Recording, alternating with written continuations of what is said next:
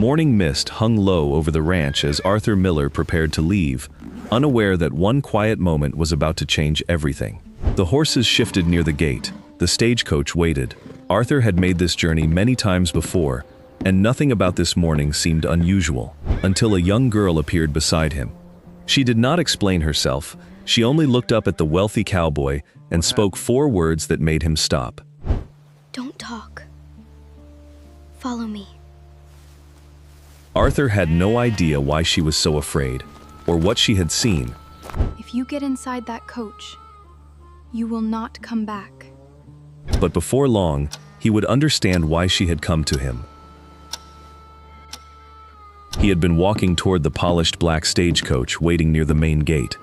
His leather travel bag was in one hand, his riding crop in the other. His mind was already 3 days ahead, sitting in a velvet-lined parlor in Denver negotiating grazing rights. Now, he stood perfectly still on the packed dirt, looking down at a 10-year-old girl in a faded cotton dress. She had slipped out from behind the heavy timber of the stables as if she had been waiting in the cold for hours. "What is it?" Arthur asked gently. He knew the girl. Her name was Ellie. She was the daughter of Tess, the widow who kept the main house and cooked his meals.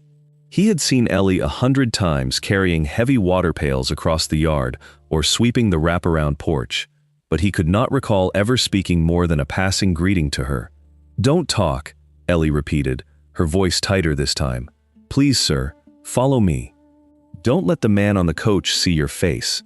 Arthur glanced toward the main gate. The heavy black carriage stood ready.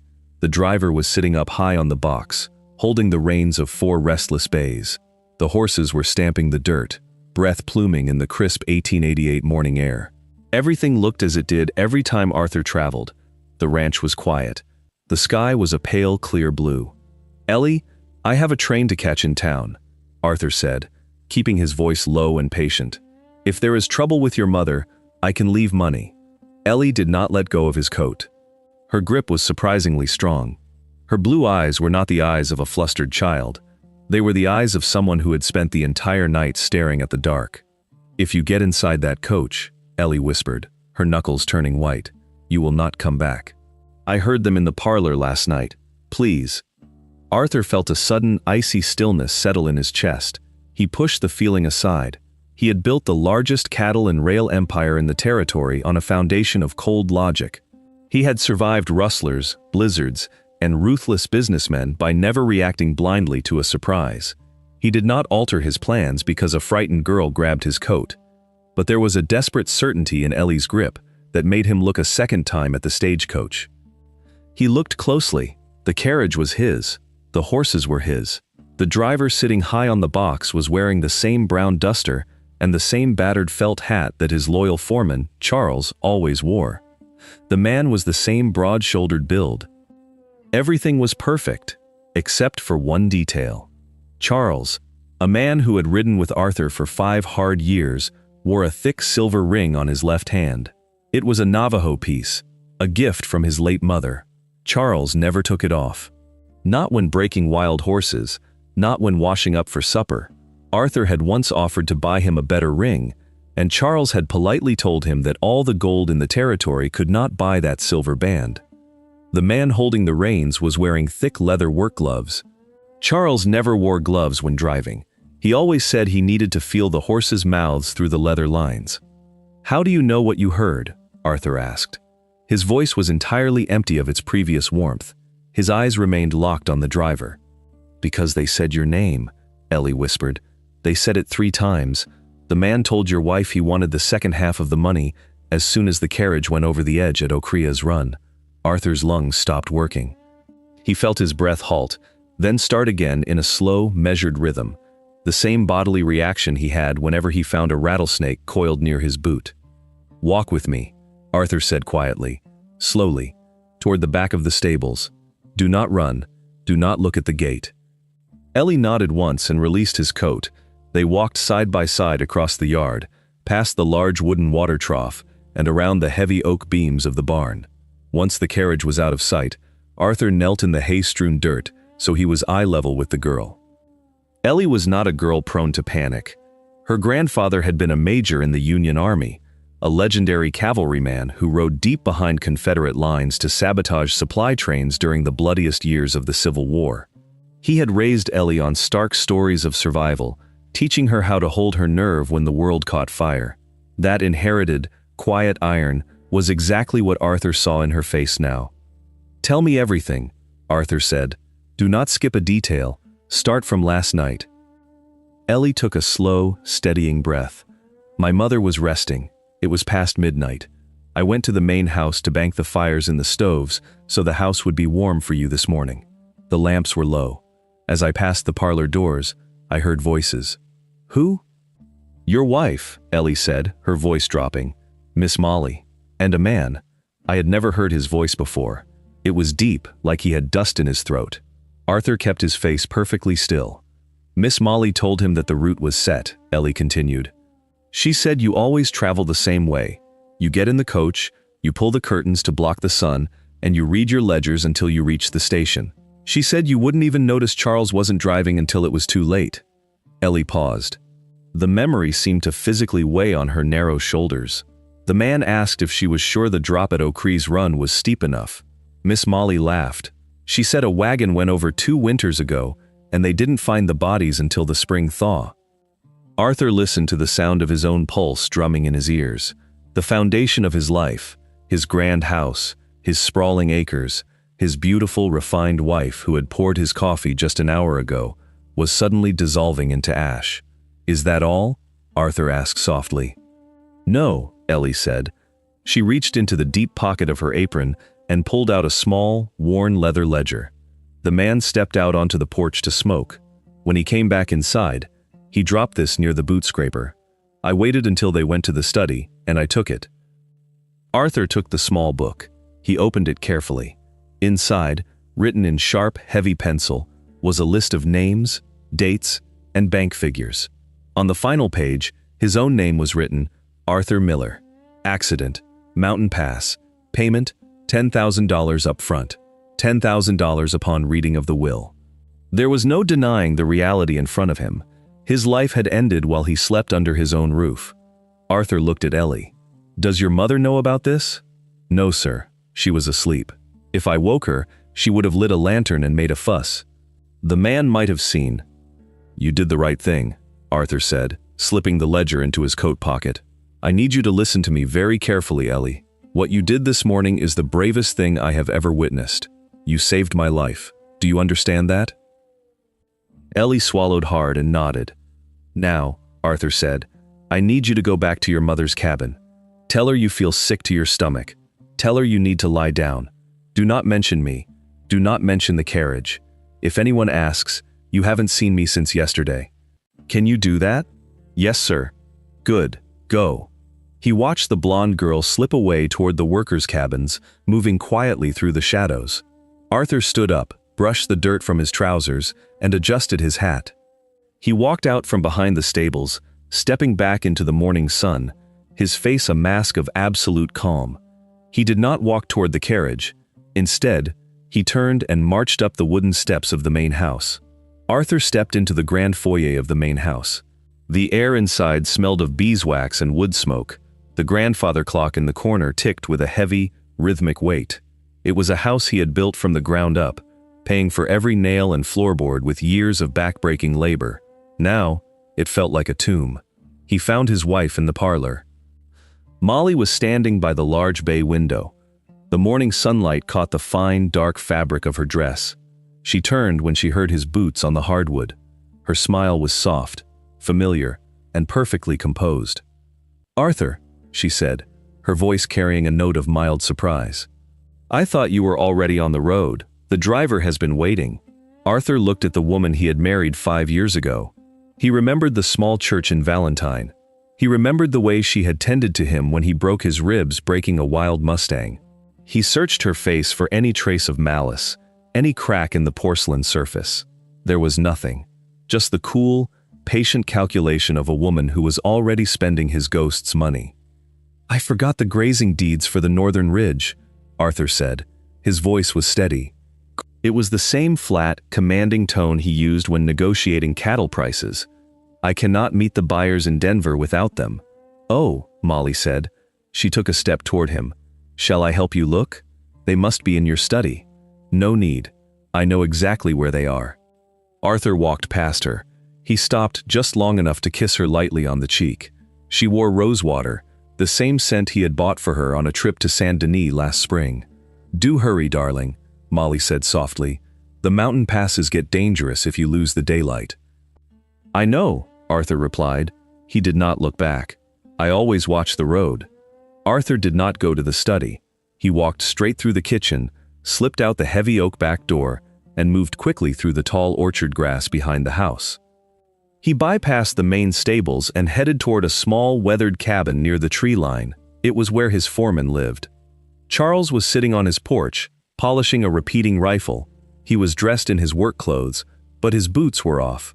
When he saw Arthur approaching from the tall grass instead of the main path, Charles set the rifle down. He stood up, his dark eyes narrowing. "Boss," Charles said, stepping off the porch. "What are you doing here? You're supposed to be halfway to the station by now." Arthur stopped at the edge of the porch. "Charles, why are you not driving my coach this morning?" Charles frowned, genuinely confused. "You sent me a telegram from town yesterday, said you hired a private transport company from Blackwater to take you, and that I should take 2 days rest." "I sent no telegram," Arthur said quietly. Charles froze. The easy morning stillness shattered instantly. Charles had survived the Indian Wars and countless outlaws. He knew what a lie like that meant. He reached back and picked up his rifle, racking the lever with a sharp, metallic clack. "Who is on the box of your coach right now?" Charles asked. "A dead man, if he stays there long enough," Arthur said. He pulled the small leather ledger from his pocket. "Saddle your horse, Charles. Keep it quiet. Do not use the main road. We are riding into town, and we are not taking the coach." "Miss Molly?" Charles asked, his voice low. "She is in the parlor," Arthur said, the exhaustion finally creeping into his tone. "Waiting for me to die." Charles did not offer pity. He knew Arthur would not want it. He simply nodded. "I will be ready in 2 minutes. We take the ridge trail." The ride to town took 40 minutes. The ridge trail kept them hidden beneath a thick canopy of pine and spruce. Arthur rode his gray thoroughbred, his mind racing faster than the horse's hooves. They arrived at the back alley of Valentine, tying their horses behind a sturdy brick building. A wooden sign above the door read, "Hosea Matthews, Attorney at Law." Hosea was an older man with silver hair and a sharp, calculating mind. He had been Arthur's legal counsel for 15 years.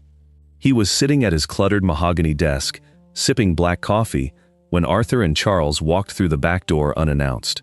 Hosea took one look at Arthur's face and set his coffee cup down. "Lock the door, Charles," Hosea said. He pulled the blinds shut. "Arthur, sit down. You look like you've seen a ghost." "I almost became one," Arthur said. He dropped the leather ledger onto Hosea's desk. Then, he sat in the leather chair and spoke. He told Hosea everything. He spoke in short, factual sentences. He explained the fake driver, the forged telegram, Ellie's warning, and the conversation in the parlor. Hosea did not interrupt. He opened the ledger, adjusting his spectacles. He studied the sharp, heavy handwriting. He traced the numbers and the name with a steady finger. When Arthur finished, the room was completely silent. Only the muffled sounds of horses and wagons in the street outside could be heard. "I pulled your will and the deed to the ranch from the bank vault last week," Hosea said quietly. "Molly requested a review of the documents. She said you wanted to make sure everything was in order before your trip to Denver." "I never asked for that," Arthur said. "I know," Hosea replied, "but as your wife, she has legal standing to review the estate. If you die, Arthur, everything goes to her. The land, the livestock, the rail shares. It is worth nearly $1 million. Once the mourning period passes, she could liquidate the entire empire and disappear." Charles leaned against the wall, his arms crossed. "The man in the ledger. Who is he?" Hosea opened a heavy wooden filing cabinet behind his desk. "I have a friend, a Pinkerton agent operating out of Blackwater. Name is Joel. He owes me a favor. Let me send a wire. If this man is a professional killer, the Pinkertons will have a file on him." "Do it," Arthur said, "but do it quietly. I need to know his name." Back at the ranch, the morning sun was climbing higher. Molly paced the length of the parlor. Her silk dress rustled against the Persian rug. She checked the grandfather clock. It had been 45 minutes since Arthur went to find his deeds. She walked to the window. The black stagecoach was still waiting at the gate. The driver was sitting rigidly on the box. Molly felt a faint prickle of unease. Arthur was a punctual man. He hated delaying business. She turned and walked down the long hallway toward his study. She opened the heavy oak door. The room was empty. The ledgers were sitting neatly on the desk. "Arthur?" she called out. No answer. She walked to the kitchen. The cast iron stove was warm, but the room was empty. She stepped out onto the back porch. The wind blew softly through the orchard. She saw Tess, the housekeeper, carrying a basket of wet laundry toward the clothesline. "Tess," Molly called out, keeping her voice light and casual. "Have you seen my husband?" Tess stopped. She was a hardened woman who had buried a husband and raised a child alone. She wiped her hands on her apron. "No, Miss Molly, I haven't seen Mr. Arthur since yesterday evening. I thought he was traveling today." Molly smiled, though it did not reach her eyes. "He is. He must be out at the stables. Thank you, Tess." Molly walked quickly toward the main gate. The dirt crunched under her boots. The fake driver looked down at her from the high seat. "Where is he?" the driver asked. His voice was indeed deep, carrying the rough grit of road dust. "He went for some papers," Molly said, her heart beating a little faster now. "He hasn't come out." The driver's eyes narrowed. "I checked the stables. His gray horse is gone. So is the foreman." Molly froze. The quiet ranch suddenly felt vast and threatening. "Did he see you?" "I don't know," the driver spat. "But he didn't get in the carriage." Molly closed her eyes. The plan was fraying, but she was a woman who had clawed her way out of poverty, and she was not going to let $1 million slip through her fingers because of a delayed schedule. "Take the carriage back to town," Molly ordered. "Leave it at the livery. Act perfectly normal. If anyone asks, say the trip was canceled. Find out where he went." In the back office of Valentine, the telegraph machine clicked furiously. Hosea tore the paper strip from the machine and read it over. His face, usually a mask of calm professionalism, grew tight. He walked back to his desk and looked at Arthur. "Joel found him," Hosea said. "The ledger matches a handwriting sample from a case in St. Denis 3 years ago." Arthur sat forward. "Give me the name." "His real name is Micah Bell," Hosea read from the paper. "He is not just a hired gun. He is an inheritance specialist." "A what?" Charles asked. "He preys on wealthy, isolated targets," Hosea explained. "He finds a discontented spouse, helps them engineer an accident, and takes a massive cut of the inheritance. He's wanted for 2 similar deaths in New Hanover. A logging baron died in a hunting accident. A shipping merchant drowned in a river. Both deaths looked completely natural. Both widows disappeared a year later with Micah Bell." Arthur felt the coldness settle deeper into his bones. Molly had not merely made a mistake. She had invited a serpent into his home. "What do we do, boss?"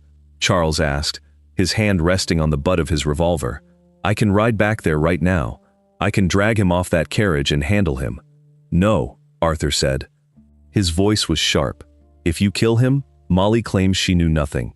She plays the grieving wife. She still gets everything, and we become the murderers. The law will hang us, Charles."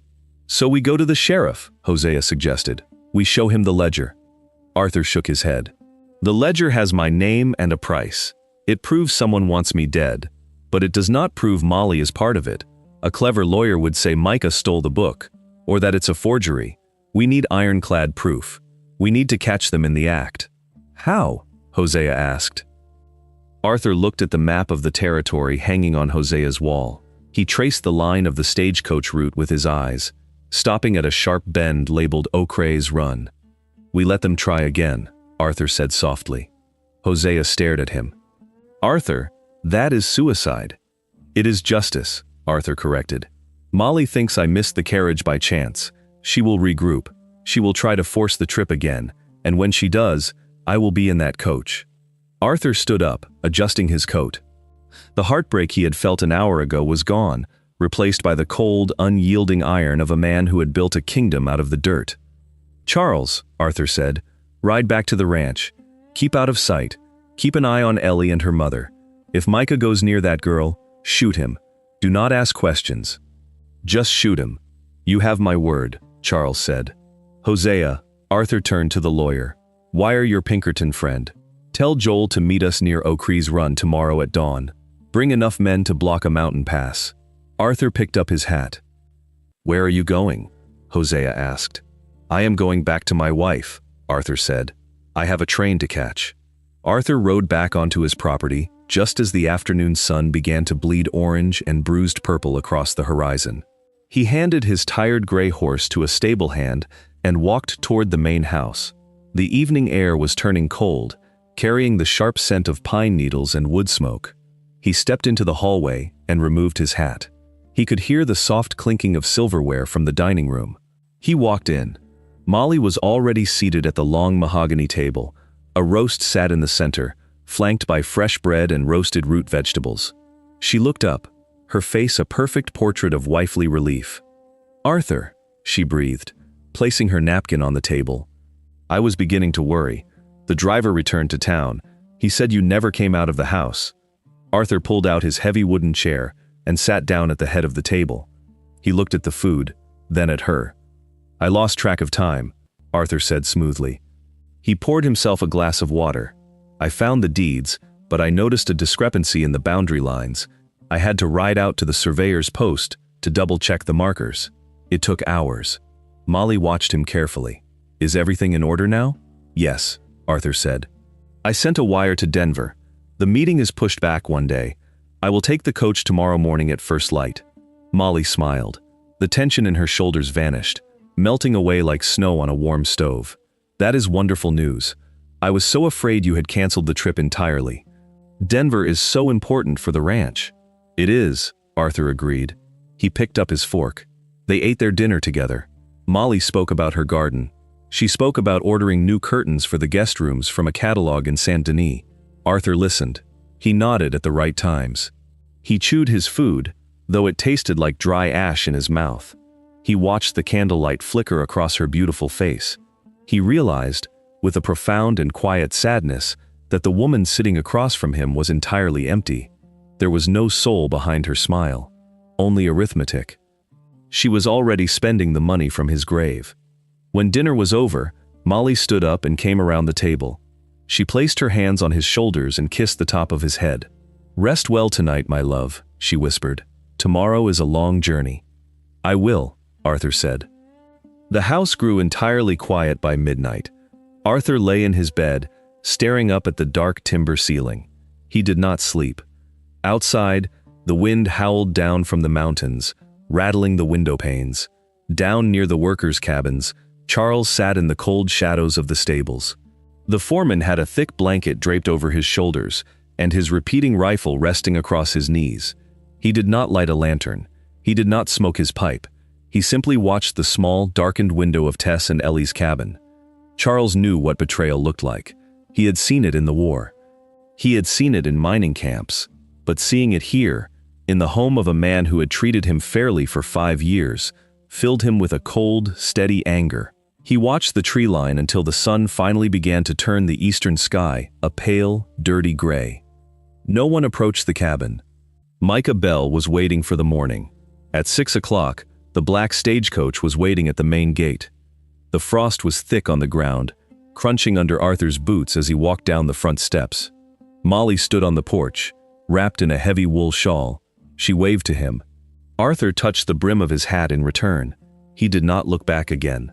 Micah Bell was sitting on the driver's box. He wore the same brown duster and battered hat, mimicking Charles perfectly from a distance. "Morning, boss," Micah grunted, keeping his head down and his voice deliberately rough. "Morning," Arthur said. He climbed into the carriage and shut the heavy door. The carriage lurched forward.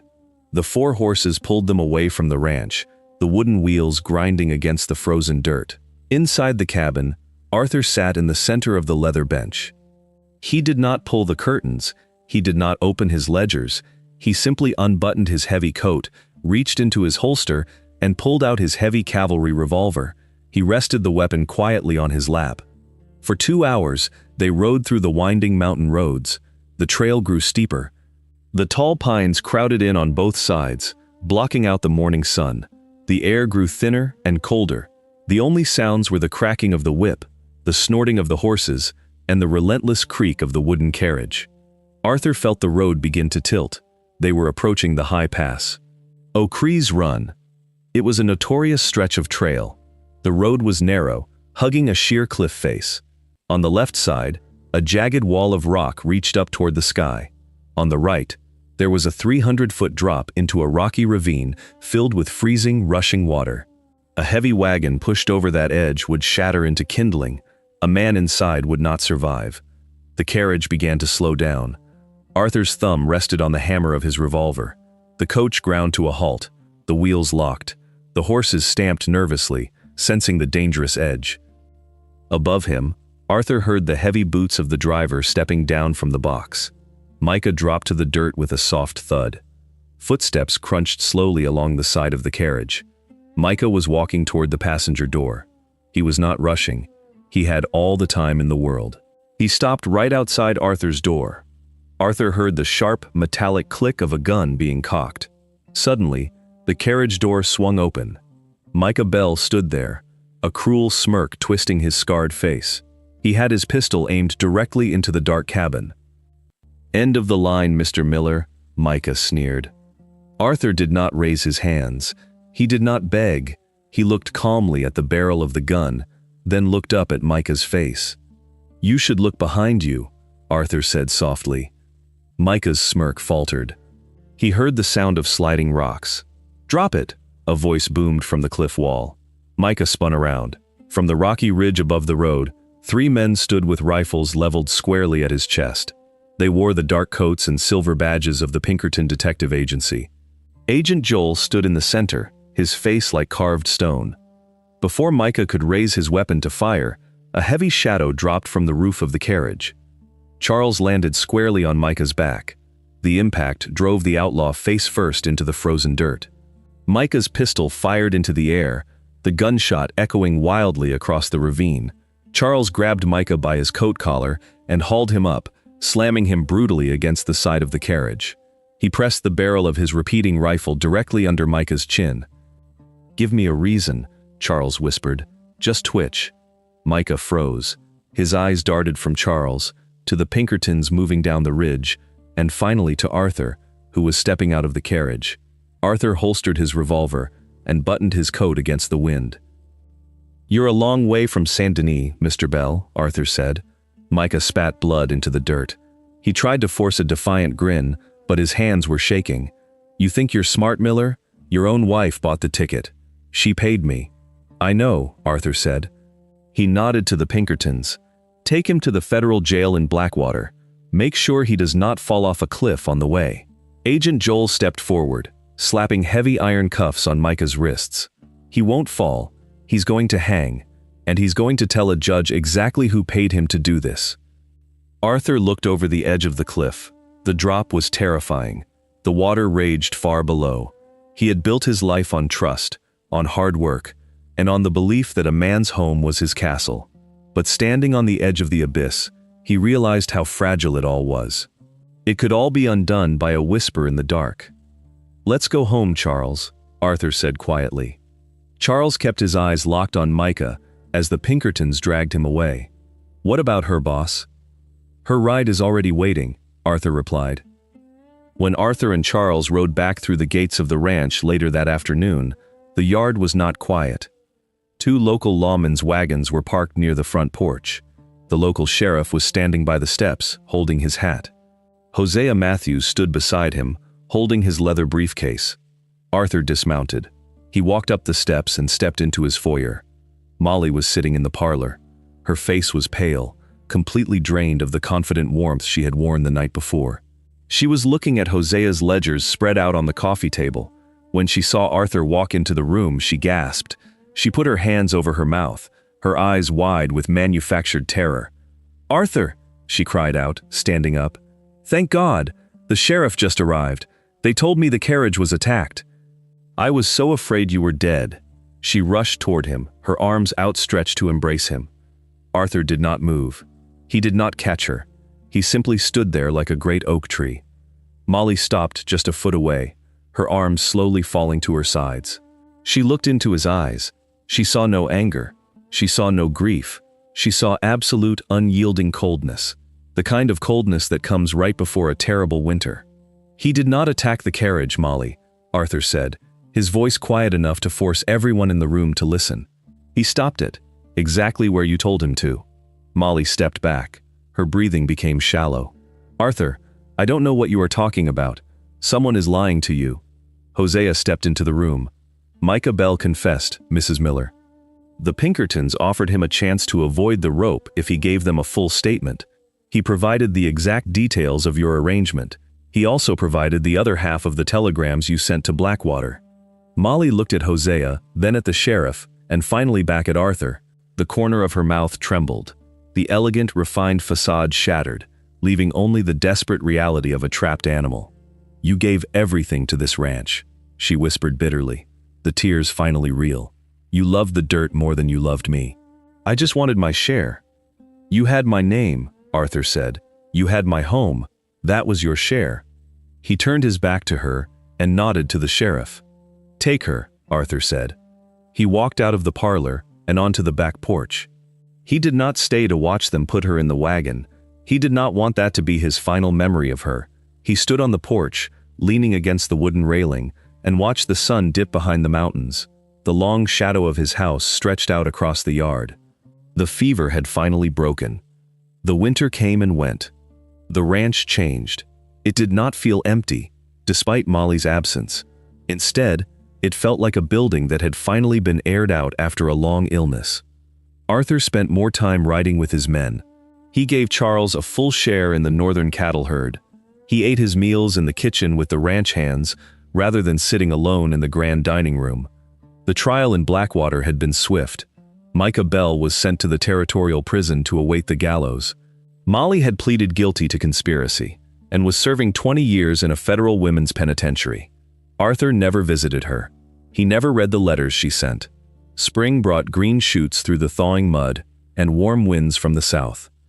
One afternoon, Arthur was walking near the newly repaired timber fences when he saw Ellie. The blonde girl was sitting on a wooden crate near the stables, holding a worn book. She was reading aloud, practicing her letters. Her mother, Tess, was nearby, beating a rug on the clothesline. Arthur walked over. Ellie looked up, quickly closing the book in her lap. "Afternoon, Mr. Miller," Ellie said, standing up out of respect. "Sit down, Ellie," Arthur said gently. He leaned against the fence, tipping his hat back. "What are you reading?" "A history book, sir," Ellie said softly. "It belonged to my grandfather." Arthur nodded. "Your mother told me about him. Major Samuel Allen, 3rd Cavalry, a brave man who rode behind enemy lines to save a lot of good soldiers." Ellie's face brightened with a sudden, fierce pride. "He was the bravest man I ever knew. He taught me how to shoot and how to read the stars.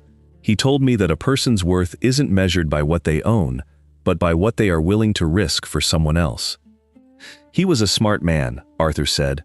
He looked out over the rolling green hills of his land. "Ellie, I never properly thanked you for that morning. You risked your position here. You risked your mother's livelihood. If you had been wrong, or if I had not believed you, Micah Bell would have likely killed you too." "I knew what I heard, sir," Ellie said firmly. "My grandfather always said, if you see a fire starting, you don't wait for someone else to fetch the water." Arthur chuckled softly. It was a good, deep sound that had been missing from the ranch for years. He reached into his coat pocket and pulled out a thick envelope sealed with red wax. He handed it to the girl. Ellie took it carefully. "What is this?" "I spoke with Hosea," Arthur explained. "There is a fine academy for young women in Saint Denis. They teach history, mathematics, and law. That envelope contains a letter of admission, paid in full for 4 years. The train leaves next week." Ellie stared at the envelope. Her hands began to tremble, much like they had that morning by the stables, but this time it was not out of fear. She looked up at Arthur, her blue eyes wide with shock. "Mr. Miller, we cannot accept this. It is too much." "It is not a gift," Arthur corrected her, his voice entirely serious. "It is an investment. I have spent my life building a business. I know a good investment when I see one. You have the courage of a Union major in your chest, Ellie. I will not let you spend your life sweeping my porches. Tess, who had stopped beating the rug, walked over. She wiped her hands on her apron, looking at the envelope and then at Arthur. There were tears shining in the older woman's eyes. You do not owe us this, Arthur, Tess said quietly, dropping the formal Mr. Miller for the first time in years. Tess, Arthur said, turning to the housekeeper, you and your daughter gave me my life back.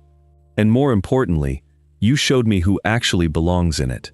He looked back down at Ellie, who was clutching the envelope to her chest as if it were made of solid gold. Study hard, Ellie, Arthur said, his tone carrying a gentle, dignified humor. If you become half as smart as Hosea, I might hire you to run my books one day. Ellie smiled, a bright, unbroken smile that seemed to light up the dusty yard. I will, sir, I promise. Arthur tipped his hat to them both. He turned and walked back toward the main house. The wind was warm against his face. He listened to the sound of the horses in the pasture and the distant whistle of a train winding its way through the valley. He had walked out of his front door months ago, surrounded by enemies disguised as family. Today he was walking on his own land, surrounded by family he had never realized he had.